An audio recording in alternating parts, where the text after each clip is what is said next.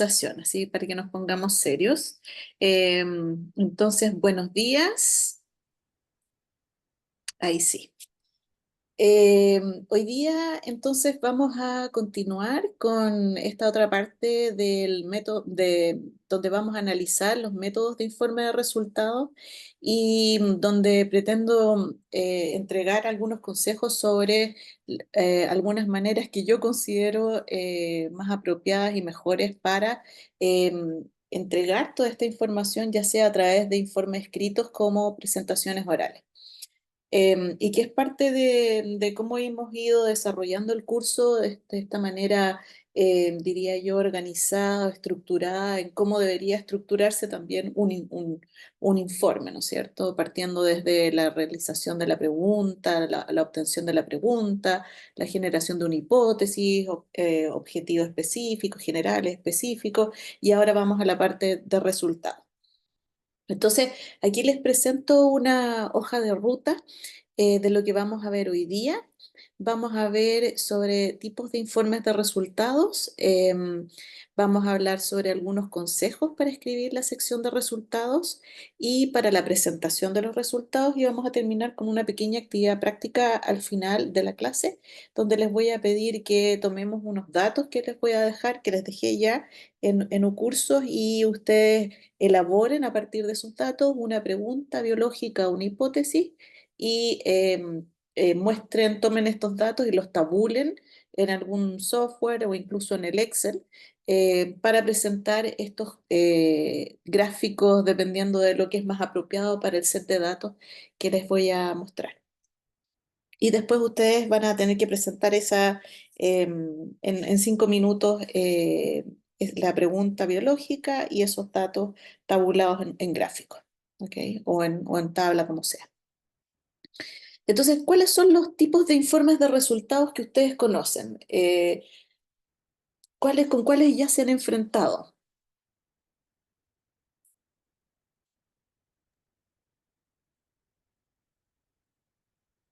¿Están ahí? Mm, Como Sí. por ejemplo los avances de tesis, por ejemplo, Avances de tesis, claro.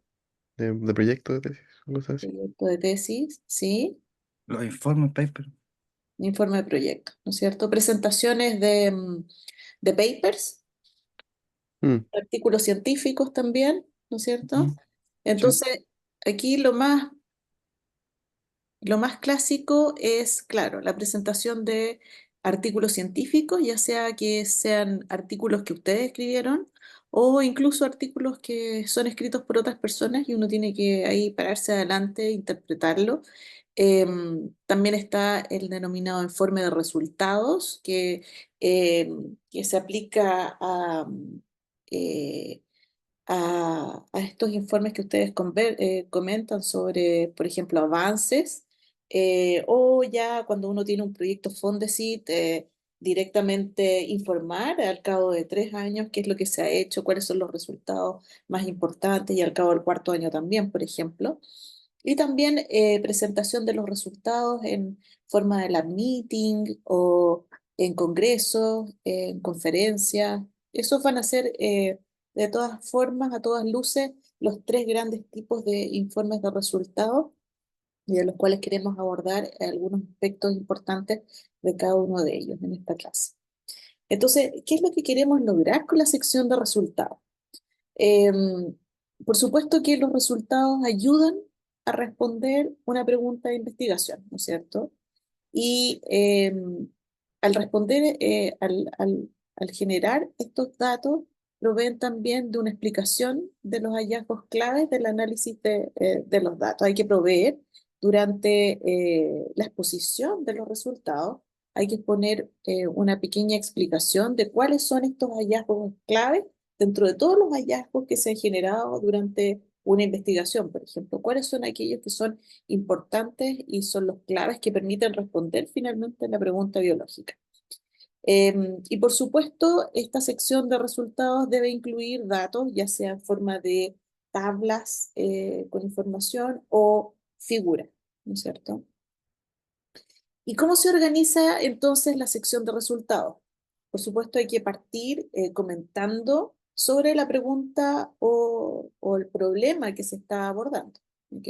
Eso es fundamental siempre cuando uno quiera exponer un resultado, siempre contextualizar a la persona, ya sea en una presentación o en un informe escrito, siempre contextualizar con respecto a cuál es la pregunta que estamos enfocados. También es muy importante que, ya sea en una presentación oral como en escrita, que seamos capaces de exponer una narrativa que acompañe al lector o la audiencia a través de los hallazgos, es decir, ser capaces de contar una historia con los datos. Al final, las mejores presentaciones, yo me imagino que ustedes los han visto, las mejores presentaciones son aquellas en las cuales la persona que está exponiendo está guiando ya sea al lector o a la audiencia a través de los hallazgos. Y va contando una historia que se va hilando y que va sumando en la medida que va avanzando. Entonces, esa es por lejos la mejor manera de exponer los resultados. Por supuesto, hay que incluir elementos no textuales en esta sección, como son las tablas y figuras para explicar los resultados. Y estos, las tablas y las figuras, deben confeccionarse de una manera que sea lo más apropiado posible y que finalmente ilustren los resultados de la investigación. Es decir, de repente una mala elección de un tipo de gráfico genera un daño tremendo a los resultados o a cómo se presentan los resultados. O, por ejemplo, tomar datos que deberían ir en una tabla y ponerlos en un gráfico también. Hace que no sean expuestos de la mejor manera y eso altera finalmente cómo se entienden los resultados. Por lo mismo, hay que procurar ser sistemático y asegurarse de cubrir todos los aspectos de los hallazgos que relatan la pregunta de investigación. Es decir, ir sistemáticamente avanzando en la investigación. Si uno se propone algunos objetivos, ir sistemáticamente abordando cada uno de los objetivos de la investigación sin dejar cabos sueltos y también asegurarse de incluir las cosas que son relevantes, como ya les mencionaba, a la investigación y que no son aquellos datos tangenciales que siempre se generan durante una investigación. Em, Muchas veces nos hemos encontrado con que los estudiantes tienen algún problema o les cuesta lograr distinguir aquellas cosas que deberían ir en figuras o que deberían ir en figuras, por ejemplo, en un paper, parte del paper, o como figura suplementaria. Y lo mismo, cuando leen un trabajo y les toca exponerlo también, muchas veces eh, toman muchas de las figuras suplementarias y dejan pocas de las figuras que están en el texto para presentar. Y eso tiene que ver con tratar de categorizar los datos en cuanto a la relevancia que tienen ellos en el contexto de esta pregunta. Entonces, todo eso es muy importante tenerlo en cuenta. Y también otro elemento que siempre falla es que ya sea en las presentaciones orales como en los papers o los informes que se escriben, muchas veces no se incluye el número total de muestras o se entrega información fidedigna de los experimentos, si son independientes, son réplicas, y por supuesto también el tema de la estadística, que es muy relevante tener una estadística sólida que permita finalmente narrar estos resultados en cuanto a la relevancia estadística que tienen. Y que no siempre es algo que está presente en los trabajos que uno presenta. Entonces es muy importante tener en cuenta que esto debe estar incluido en la sección de los resultados.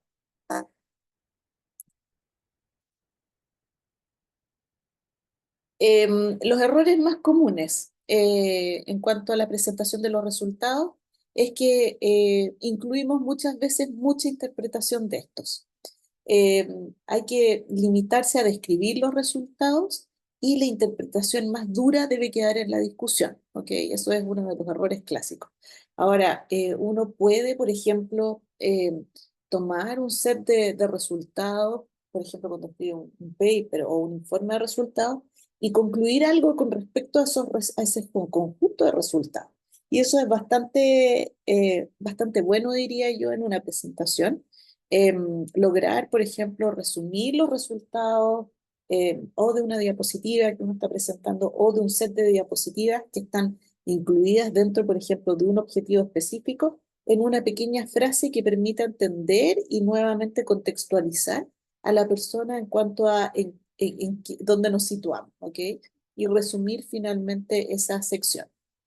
Pero por lo mismo no debemos caer en la sobreinterpretación de los resultados y empezar a explicarlos, interpretarlos en exceso, porque eso debería ir, como les menciono, en la discusión.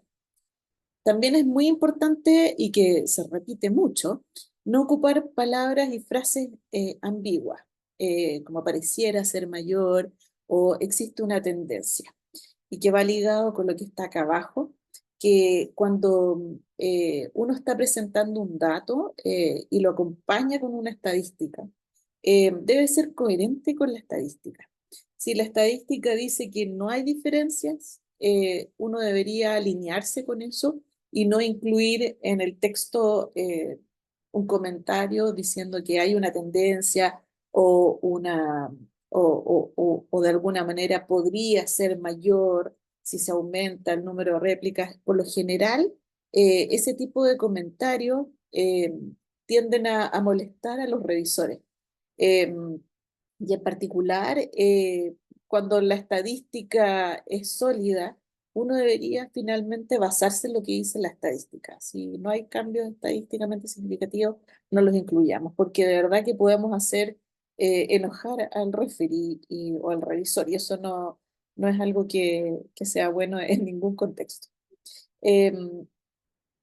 Aunque uno siempre cae en eso, ¿ah?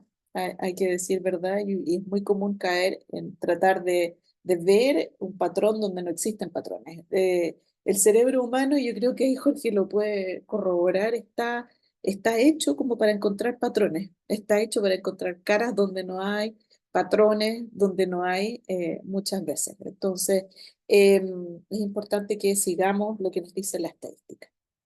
Y también, como les mencionaba, importante es no necesariamente incluir, ojalá que no incluyamos datos que son tangenciales a la pregunta biológica o que no nos van a permitir responder la pregunta biológica. Muchas veces en el camino de investigación nos encontramos con cosas que pueden ser interesantes y que pueden dar origen a nuevas aristas en la investigación, pero eso no significa que tengamos que incluirlos en este informe de resultados. Tenemos que ser capaces de resumir todo lo que se genera, por ejemplo, durante el desarrollo de una tesis en datos que sí van a estar conformando o están aportando a responder esa pregunta que nos hicimos al principio, que establecimos al principio de nuestra presentación. Entonces, parte importante de los resultados, como les comentaba, es el diseño de las figuras y de las tablas, ¿no es cierto? Entonces, aquí algunos consejos como, de cómo presentar tanto las figuras como las tablas. Y tenemos que, por ejemplo, es fundamental lograr seleccionar el mejor gráfico que permita visualizar de mejor manera el set de datos que nosotros estamos presentando. Si son datos, por ejemplo, que uno va a estar comparando un knockout versus un wild type, ojalá lo hagamos en gráficos de barra, o de repente una dosis respuesta, gráficos de barra, perfecto. Ahora, si tenemos algún estudio longitudinal donde estamos analizando, por ejemplo, cómo se comporta un animal en el tiempo, cómo es la baja de peso frente a una enfermedad, el desarrollo de parámetros clínicos a lo largo de una enfermedad en el tiempo, ahí son mucho mejor los gráficos de líneas, que permite entender que es un individuo que va transitando a través de los diferentes estadios. Y muchas veces necesitamos incluir tablas, por ejemplo, cuando estamos hablando de, de pacientes, por ejemplo, donde necesitamos establecer cuáles son los criterios de inclusión, por ejemplo, en algún estudio clínico. Otro punto importante es que las figuras deben ser totalmente autoexplicativas. Eso es fundamental. En la figura debe estar toda la información que permita entender los gráficos. y las condiciones experimentales que se generaron en esos gráficos. Y de hecho, muchas veces se pueden incluir esquemas, estrategias metodológicas dentro del cuadro de los resultados, pero también tenemos que ser súper claros en incluir toda la información, ya sea en la figura como en la leyenda de la figura, que nos permita entender per se el resultado. Los buenos papers son aquellos que uno puede ir leyendo, puede ir viendo las figuras una por una, leyendo la leyenda y entendiendo exactamente qué es lo que se ha estado tratando de desarrollar con la investigación. Por supuesto que las figuras y las tablas deben estar numeradas y poseer títulos cada una. Y es muy importante también considerar, revisar bien los ejes de los gráficos, incluir cantidades y sus unidades, que muchas veces no ocurren. Los datos de imágenes, por supuesto, recordar que tienen que ir con una escala, que muchas veces uno se olvida, pero sí tienen que ir con una escala. Tratar de hacer las figuras y las tablas lo más simple posible y seguir los formatos convencionales. Por ejemplo, si estamos hablando de dos condiciones en temperaturas diferentes, una más fría y una más caliente, entonces pongamos el más frío en azul, el caliente en rojo, ¿no es cierto? Ser consistente a lo largo de la presentación. Si nosotros escogimos un color gris para el knockout y negro para el wild type, seamos consistentes a lo largo de todo el trabajo y mantengamos esos colores. También hay que considerar que al confeccionar un gráfico de flujo para los procesos experimentales, por ejemplo, cuando uno quiere ir mostrando una estrategia experimental, hagamos un gráfico que tenga una lógica y que sea diseñado en una lógica, ¿no es cierto? Desde arriba hacia abajo, de izquierda a derecha y ojalá en el sentido de las agujas del reloj. ¿Ok? También es que uno puede tratar de disponer los datos en el gráfico y eso también es muy importante, de manera que uno le pueda dar relevancia o que sea fácilmente, al mirar el gráfico, uno pueda fácilmente entender cuáles son las barras o los elementos que uno está comparando.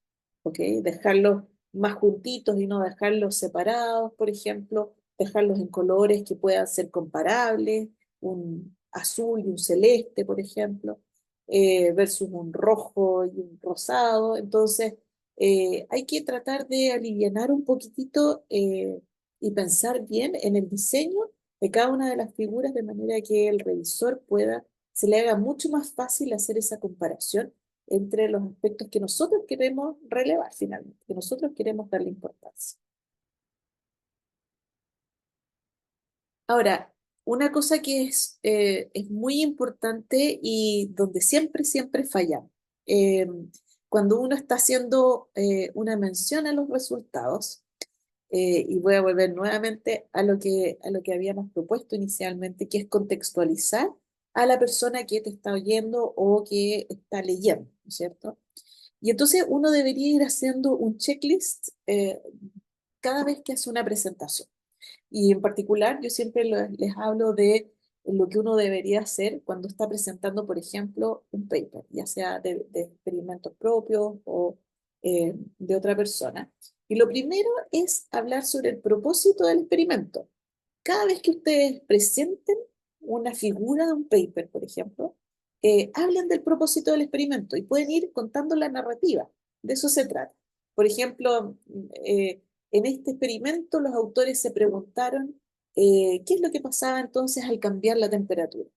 Y entonces eso naturalmente va a derivar en que ustedes tengan que hacer una breve explicación sobre cómo se hizo la estrategia experimental, cómo es la estrategia experimental en ese experimento. Entonces ahí los autores decidieron activar a los macrófagos en presencia de a distintas temperaturas.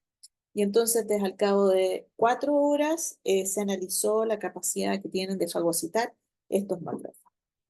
Y como ya establecimos el contexto, ahora podemos recién ir al resultado, ¿no es cierto? Y ahí podemos describir el resultado. Y otro error muy común es que cuando estamos ahí describiendo el resultado, muchas veces decimos, y entonces podemos ver que esto sube o esto baja.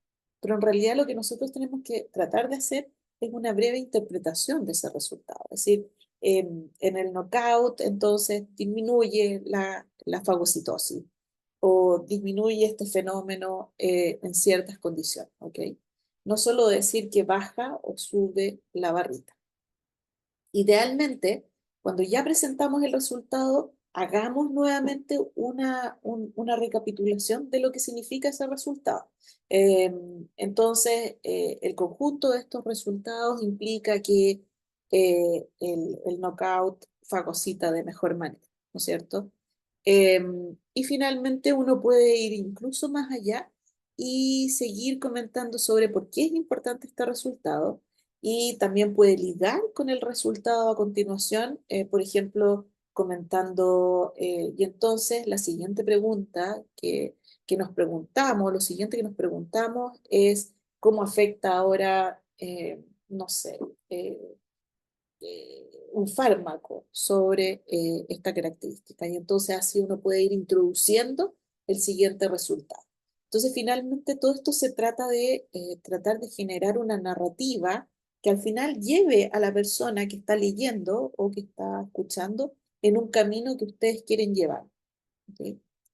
Y entonces, por ejemplo, aquí tenemos cómo yo haría una presentación de unos resultados, lo cual no quiere decir que esté completamente correcto, pero importante, por supuesto, poner un título que nos permita de alguna manera a la audiencia, si se pierde cualquier aspecto de lo que yo estoy mencionando a lo largo de esta diapositiva, poder leer ese título y hacerse una idea de lo que yo quería transmitir a través de esta diapositiva.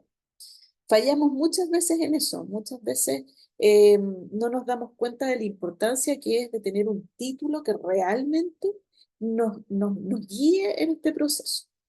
Entonces, y que uno podría incluso mencionar como conclusión, que sirve como ayuda de memoria. Entonces, yo este experimento lo partiría diciendo, quizás en el contexto de este set de experimentos, hablar sobre que los autores entonces se propusieron analizar cómo es que CD73 cumple o si es que CD73 tiene un efecto en la actividad antitumoral de los linfocitos TCD8. Ahí contextualicemos en lo que se están preguntando los autores. ¿Cuál es la pregunta puntual que quieren responder? Y para eso, entonces, ahí tenemos un diagrama donde podemos explicar cómo se llevó a cabo el experimento. Se inyectó en estos ratoncitos, se inyectó un tumor, luego al cabo de 7 días se les inyectaron células CD8, ya sea del wild type o de un CD73 knockout, y al cabo de tantos días se analizó el tumor, el tamaño del tumor a lo largo del tiempo. Y una vez que explicamos ya el contexto, recién ahora nos vamos a explicar qué es lo que pasa en la figura.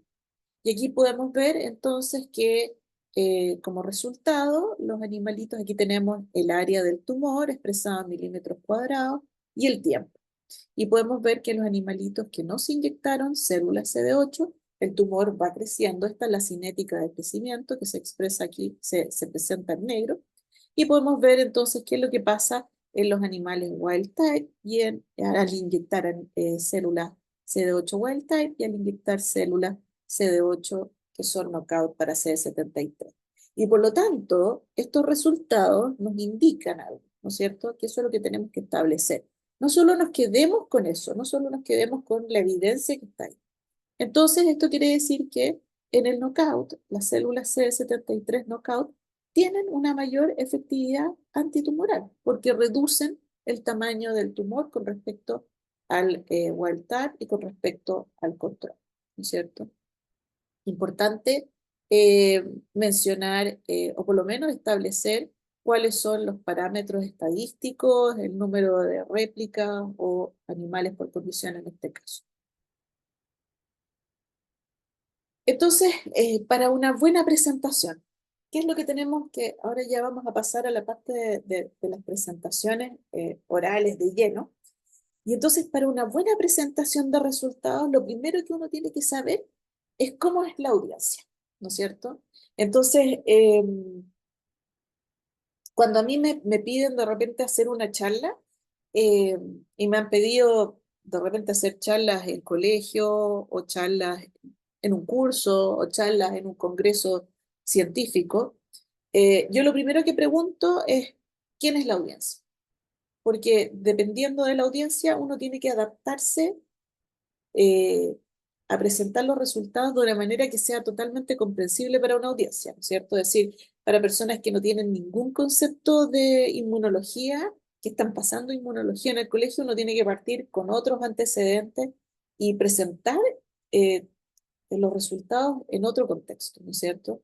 En cambio, para una audiencia que es, en mi caso, un congreso de inmunología, yo puedo partir directamente saltándome todos los conceptos básicos de la inmunología e ir de lleno a mi pregunta, por ejemplo, ¿no es cierto? Entonces, eh, yo he visto muchos fails, muchas veces estudiantes presentando frente a una audiencia que no tiene los conocimientos en ese tema particular, y da una pena terrible porque uno ve que los resultados, la presentación está súper bonito, pero no lograron transmitir un mensaje porque no lograron comunicarse en el idioma de la audiencia. ¿Ok? Lo mismo pasa cuando uno está presentando un proyecto, por ejemplo, para Fondacy, ¿no es cierto? Uno tiene que saber exactamente quiénes son las personas que van a estar evaluando tu proyecto. No me refiero a la persona, pero saber, por ejemplo, qué es un panel donde muy probablemente no van a haber inmunólogos, o si es que hay algún inmunólogo, no van a ser todos. Entonces, por ejemplo, en mi caso, uno tiene que planificar bien cómo va a ser el relato, y partir de la base de que las personas no saben de inmunología. Y eso también es realmente fundamental en cómo es evaluado un proyecto. ¿Ok? Eso es totalmente fundamental. Entonces, démonos el tiempo de tratar de entender quiénes son las personas que van a revisar el proyecto, o son las personas que van a estar sentados delante. ¿Ok? No hagamos la misma presentación en todos los contextos.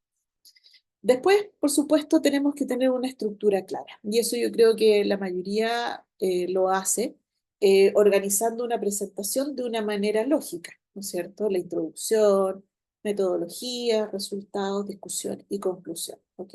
Eso nos permite guiar a la persona en un sentido lógico que va a ser mucho más fácil de digerir. También es muy importante tener algún poquitito o hacer un esfuerzo en generar diapositivas que son concisas y visuales. Por lo general, utilizar diapositivas con poco texto, apoyarse en gráficos, tablas e imágenes, de repente poner un modelito, evitar sobrecargar las diapositivas con demasiada información. Eso es algo que uno naturalmente va haciendo, va incluyendo información en la diapositiva, que finalmente termina generando un enredo que no permite que la persona, o que los conceptos básicos lleguen hacia la persona. Por supuesto, hacer una introducción atractiva.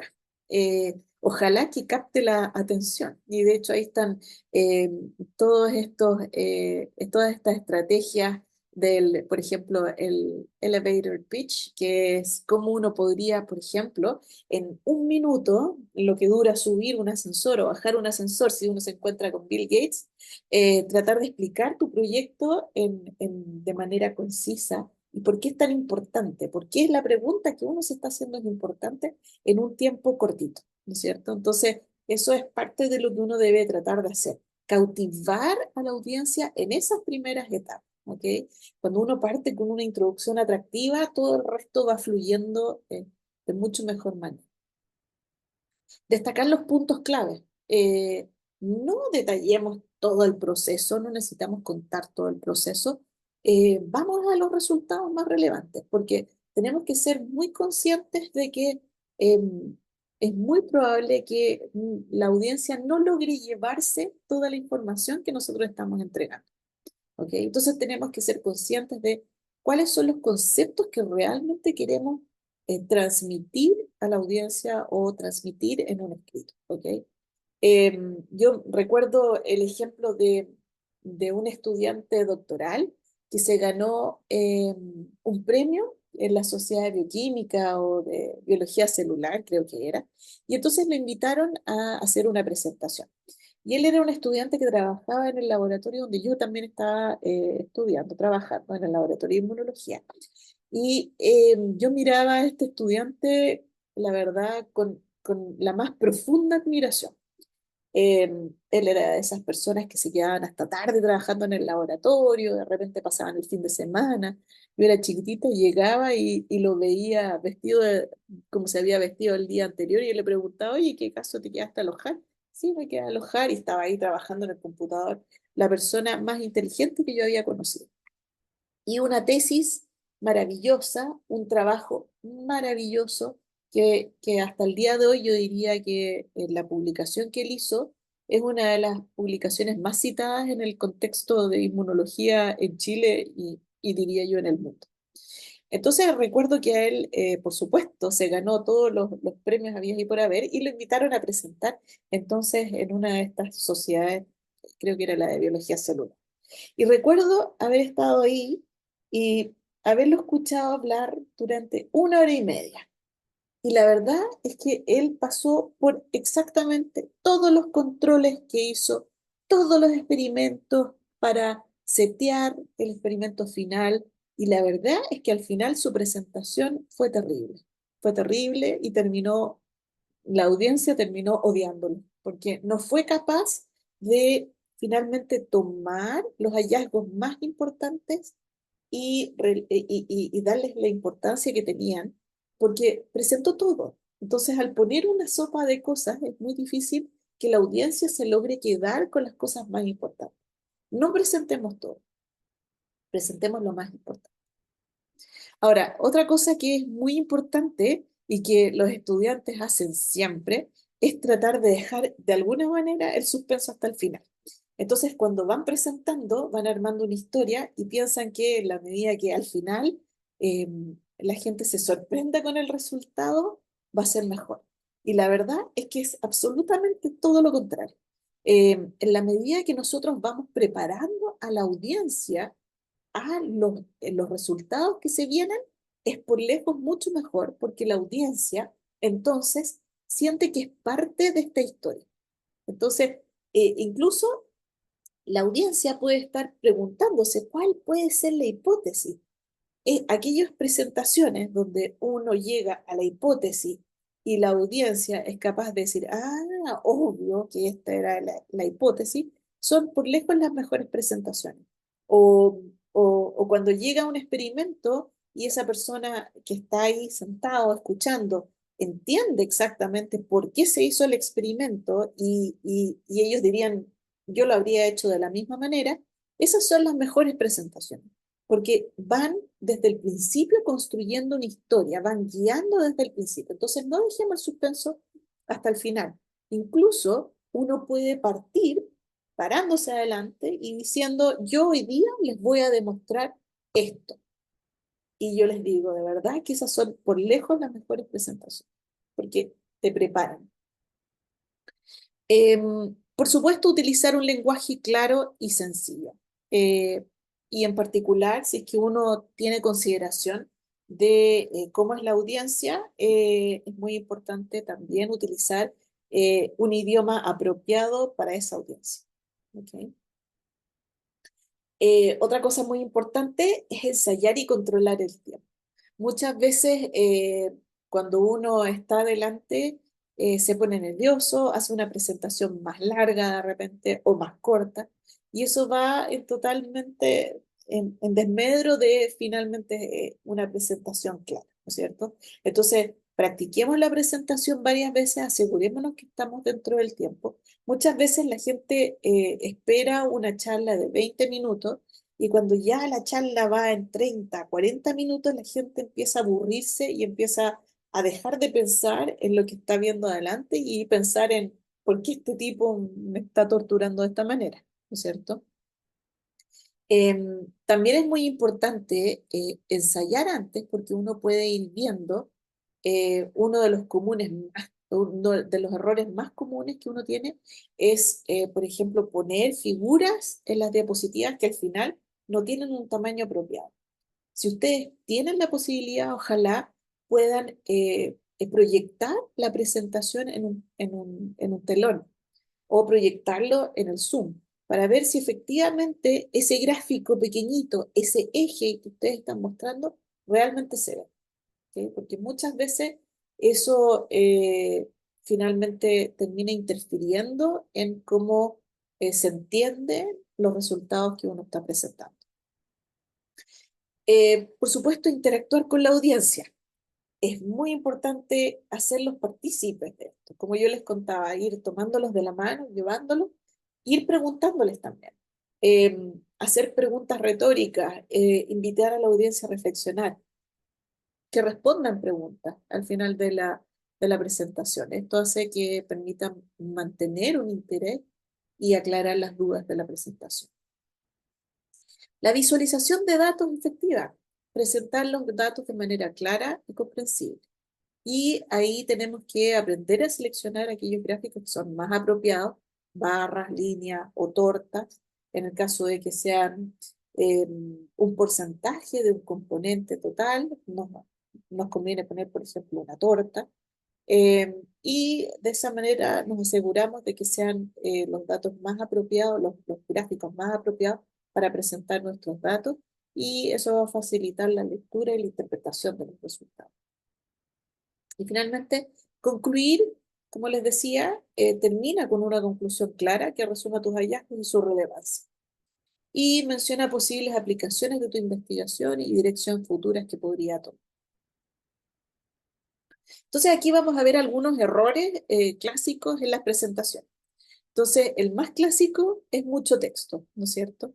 La gente tiende a poner todas las palabras y en particular cuando uno parte haciendo presentaciones, tiende a poner todo el texto para leerlo. Y eso ya sabemos que es por lejos lo peor que uno puede hacer, termina siendo una presentación aburrida. Muchas veces la gente trata de leer lo que está ahí y no logra llegar al final de la lectura y pierde lo que está diciendo la otra persona, porque se está concentrando en leer. Cuando una mente ve un párrafo, uno tiende a leer, ¿no es cierto? Entonces, no hagamos eso porque finalmente la persona no va a alcanzar a leer y no va a alcanzar a escuchar lo que uno está diciendo. Mucha viñeta. Cuando uno pone muchas viñetas, termina siendo terrible y aburrido, ¿no es cierto? Entonces, un exceso de viñetas, a pesar de que pueden ser una ayuda a memoria, muchas veces molesta y no termina transmitiendo ninguna información. Una mala combinación de colores. Muchas veces uno abusa tanto de los fondos de pantalla de las diapositivas, poniendo patrones o imágenes detrás que realmente interfieren con cómo uno ve los resultados. ¿Ok? Otra cosa que es muy importante es que, por ejemplo, el color rojo es muy difícil de detectar por el ojo humano. Entonces, si ustedes realmente quieren recalcar algo, no utilicen el color rojo. El color rojo no tiene no mejora en nada la percepción. Al contrario, puede interferir con la percepción. Es poco legible.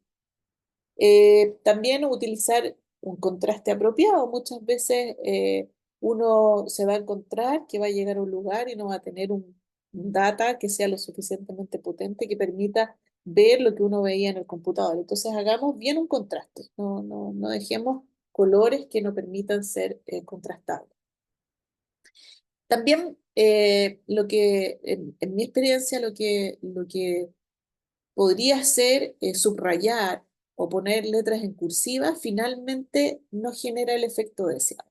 Muchas veces no genera el efecto deseado. Entonces, eh, fíjense que en particular en las presentaciones, subrayar o poner en cursiva no necesariamente ayuda cuando uno quiere recalcar esa información. Puede incluso desordenar y destacar cosas en colores fuertes también. Ahora, en todos ámbitos, ya sea cuando uno diseña el título de una presentación, la hipótesis de un trabajo o como vemos acá, la cantidad de diapositivas que uno va a presentar, siempre esto es de esta manera. Y ustedes crean, la calidad de la presentación, la calidad de lo que nosotros estamos entregando va a ir rápidamente disminuyendo eh, en la medida que nosotros agreguemos diapositivas o agreguemos muchas palabras. De hecho, existe también estudios que determinan, por ejemplo, que el título de una presentación es inversamente proporcional, o el título de un paper es inversamente proporcional a las posibilidades de que ese paper se publique. ¿Ok? Entonces, sabemos que agregar mucha información, muchas diapositivas, un título muy grande, una hipótesis muy grande, siempre va a ser perjudicial para los propósitos de nuestras presentaciones. ¿Okay? Entonces, no agreguemos muchas diapositivas y no tengamos textos muy extensos en ningún contexto.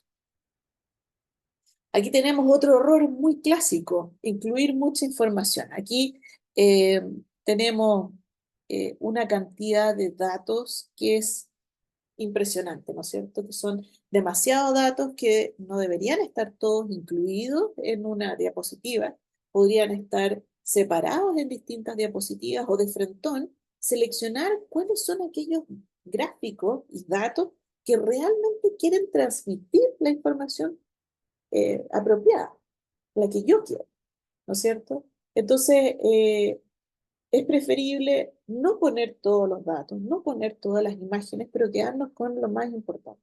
Recuerden que finalmente vamos a lograr transmitir un número limitado de información, una cantidad limitada de información y de conceptos.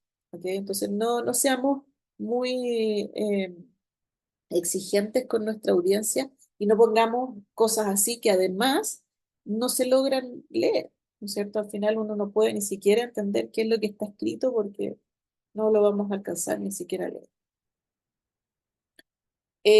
También los distractores. Existen muchas maneras que nosotros podemos distraer a nuestra audiencia, ¿no es cierto? Una de ellas es, por ejemplo, poner muchos clics en una presentación, abusar de las animaciones.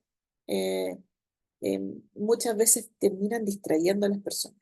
O ocupar muchos colores, con muchos aspectos diferentes, muchas cosas que uno puede estar mirando al mismo tiempo en una diapositiva.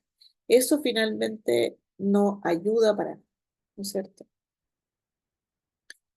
El tipo de letra, tenemos que llegar a este tipo de información que puede parecer muy trivial, pero finalmente termina siendo fundamental. Eh, por ejemplo, en la selección de letra, si estamos utilizando este tipo de letra, no se va a entender casi nada, ¿cierto? En nuestra presentación. O si uno utiliza esta otra letra que a mí me encanta, que es la Comic Sans, quizás no es lo más apropiado para los textos formales y le puede caer mal a un revisor, eh, porque no es un formato, un font formal.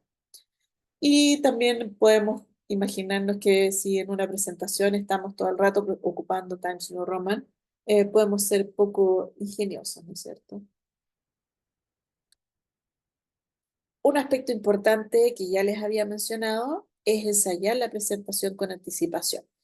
¿Cuántas veces no hemos estado ahí sentados en un auditorio y estamos viendo una presentación y la persona dice, pucha, en mi computador se veía mucho mejor y la verdad es que aquí hay unas células rojas, me van a tener que creer? Eso pasa mucho, y es porque la persona no logra de alguna manera encontrar la mejor manera de transmitir la información que uno quiere, ¿no es cierto? Es decir, uno tiene que ensayar. ¿Se ve o no se ve? Se ve, no, apenas se ve en mi computador. Si apenas se ve en mi computador, muy probablemente no se va a ver en el PowerPoint, en la presentación. Por eso necesitamos ensayar. Incluso la calidad del data puede ser muy distinto Uno puede, de hecho, en el auditorio Milenio, siempre pasa lo mismo, como la calidad del data es bajita, mucha gente llega con su presentación muy contento de presentar imágenes preciosas y finalmente termina siendo un bodrio porque no se alcanza a ver la imagen, no se ve nada. Y practicar los tiempos que ya vimos que era muy relevante. Otra cosa que la gente normalmente no hace es poner un título descriptivo en cada diapositiva. Y esto resulta fundamental. No nos quedemos con introducción, ¿no es cierto? Podríamos decir, mira, el concepto principal que yo quiero transmitir en esta diapositiva es el papel que cumple la adenosina en el microambiente tumoral. Entonces pongamos un título apropiado. Eh, Siempre cuando tengamos resultados en una diapositiva, pongamos el resultado arriba, ¿ok? Que por lo general, si uno ve en un paper, es el título de la leyenda de la figura. Entonces no nos pongamos muy ingeniosos. No necesitamos ser tan ingeniosos. Necesitamos, por ejemplo, traducir ese título de la diapositiva y ponerlo arriba de la figura y ponerlo arriba del título en nuestra diapositiva para poder transmitir el concepto más importante de esa figura. Y finalmente, no fijarse en los detalles, que es un poco lo que había comentado en la presentación de Álvaro, que muchas veces existen em, cosas que aparentemente pueden ser bastante triviales y que uno por lo mismo las pasa a llevar, ¿no es cierto? No se fija como el alineamiento de los objetos en una diapositiva. De repente cuando uno está apurado, pone una cosa por aquí, otra cosa por acá, errores ortográficos, combinar muchos tipos de tipografías, vamos cambiando la tipografía de diapositiva a otra diapositiva, paletas de colores que no son apropiadas o que no son consistentes a lo largo de la presentación, imágenes pequeñas e ilegibles.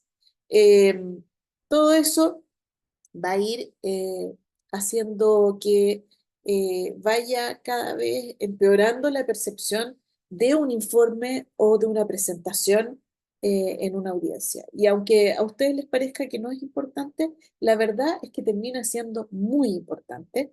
Em, eh, Se van a encontrar posiblemente con personas que son TOC, como por ejemplo yo, que me perturba que las cosas estén en distintos, no estén bien alineadas o que hayan errores ortográficos.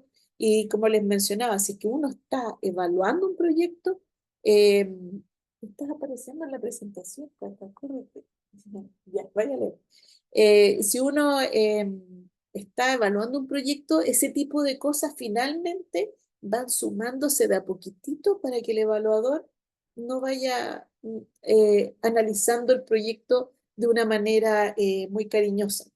¿Okay? Entonces es muy importante tener en vista todas estas cosas que parecieran ser detalles. Entonces, otros tips para una buena presentación. Recuerden que las buenas presentaciones vamos a tener que transmitir uno o dos o tres conceptos a lo más claro, máximo, ¿ok?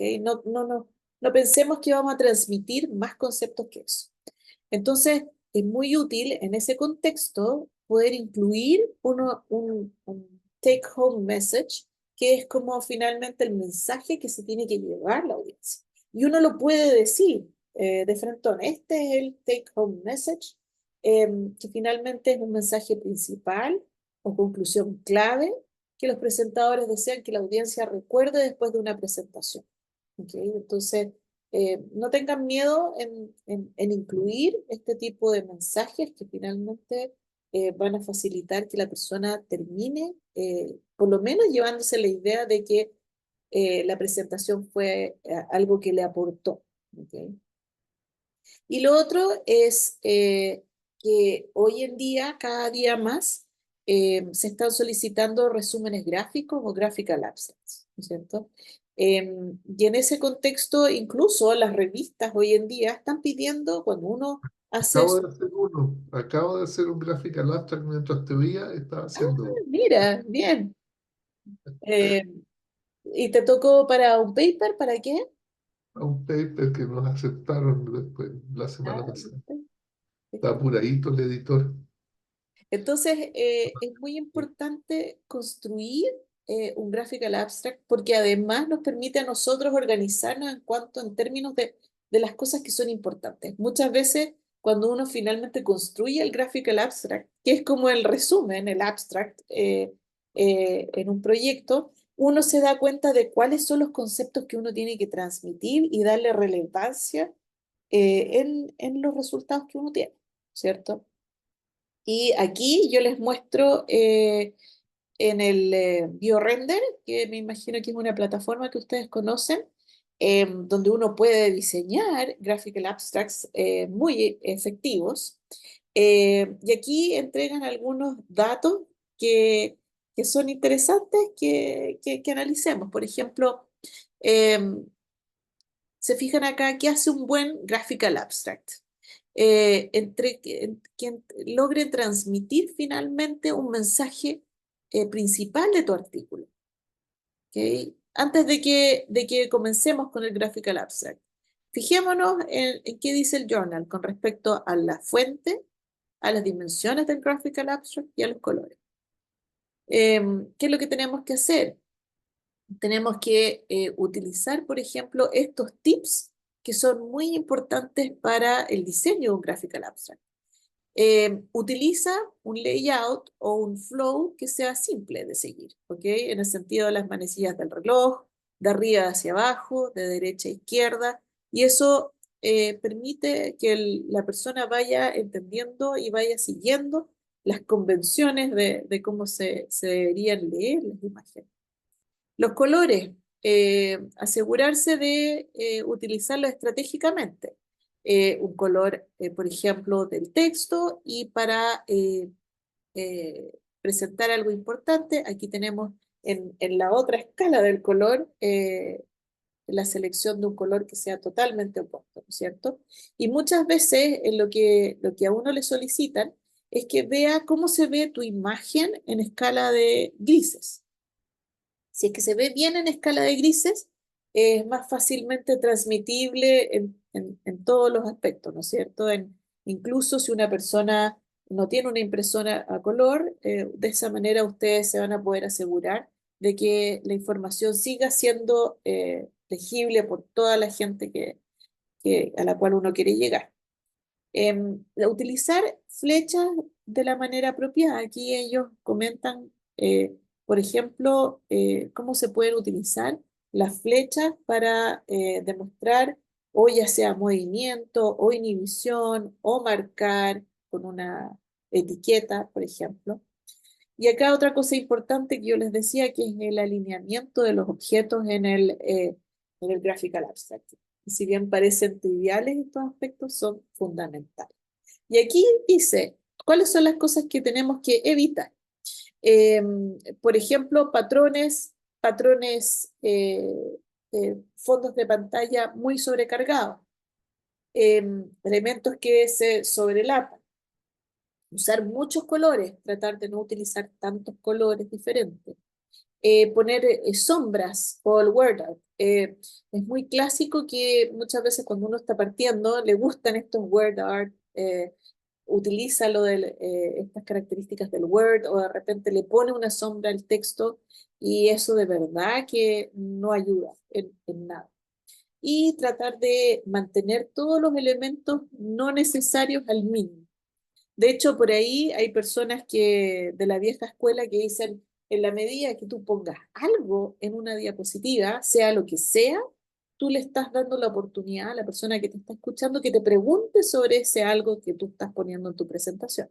Entonces, si tú no sabes realmente cómo explicar ese algo, no lo pongas, porque te estás poniendo posiblemente en problema. Y ahora entonces yo quería, con todos estos tips, estas referencias, podríamos, no sé si tienen dudas, porque en esta segunda parte me gustaría llevarlos a una actividad práctica. Entonces veamos si es que hay alguna duda, pregunta, comentario. casos de ustedes que quieran compartir. Oye, ya, creo que el momento para mí ya estaba haciendo dos cosas a la vez, te estaba oyendo y mirando tu figura y estaba tratando de hacer otra cosa y me agoté terriblemente. Así que voy a ir a tomar un café y me voy a quedar centrado en mi cuestión de acá, ¿ya? Así que Por favor, voy a adelante, abandonar.